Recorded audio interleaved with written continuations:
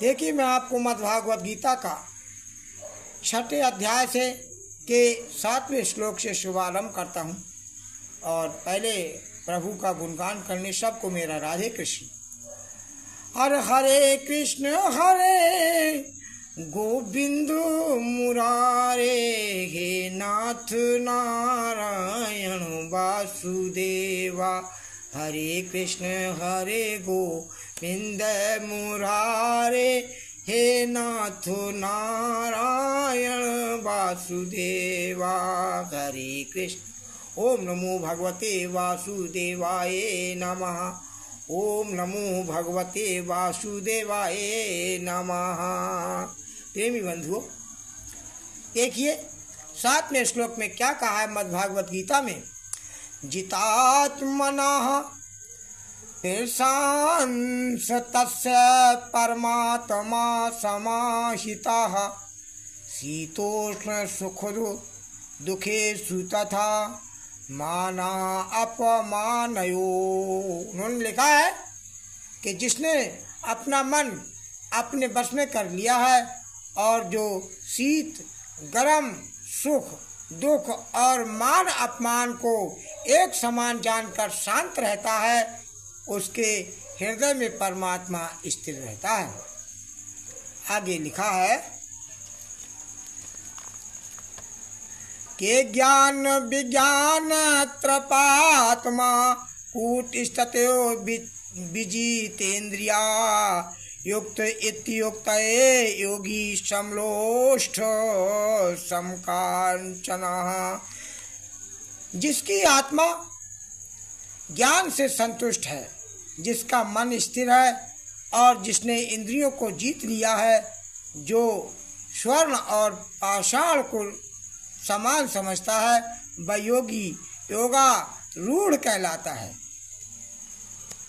आगे लिखा है सुहीनमत्रायोदासीनम मध्य स्थितेषु बन्धुषु, साधुषु अपि च पापेषु संबुद्धे विशेष्यते। हे अर्जुन, जो सुहृदय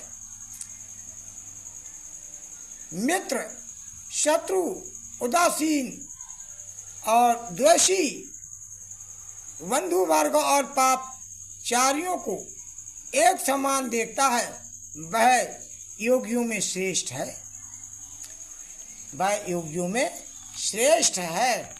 लिखा है आगे योगी योजित सतात्मानम रहत ए स्थितः, एकांकी यत चितात्मा निराशीर परिग्रह। हे अर्जुन, योगी को उचित है कि सदा एकांत निवास करे, संग का त्याग रखे और मन और आत्मा को बस में रखे, किसी बात की आशा ना रखे और किसी वस्तु का संग्रह ना करे, सदा आत्मा को परमात्मा में लगाए रहे। दिखाए आगे शुचो देशो प्रचाष्ट्य स्तार मवात्मन आत्मनः, नात्योच्छतम नरतीनीचम चैल निज कुल सोतरम। उन्होंने लिखा है कि हे अर्जुन, योगासन के लिए सुंदर पांच पवित्र भूमि में, ना बहुत ऊंचे ना बहुत नीचे, उसके आसन में पर मृग चर्मों और उसी पर वस्त्र बिछाएं। लिखा है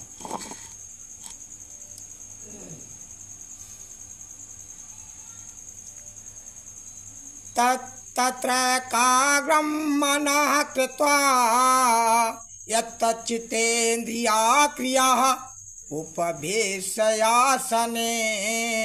योज्याधो मतमविशुद्धये।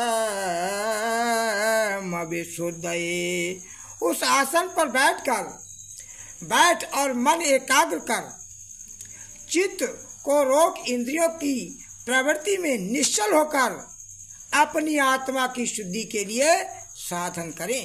अपनी आत्मा की शुद्धि के लिए साधन करें। अपनी आत्मा की शुद्धि के लिए साधन करें, लिखा है। आत्मा की शुद्धि के लिए साधन करें। समम कया शिरो ग्रीवम धार्यं चलम स्तरा संप्रेक्षये नासिकाग्रयम् स्वादिशाश्चर्य बलोकयान। सब देह सिर और गर्दन को सीधा रखकर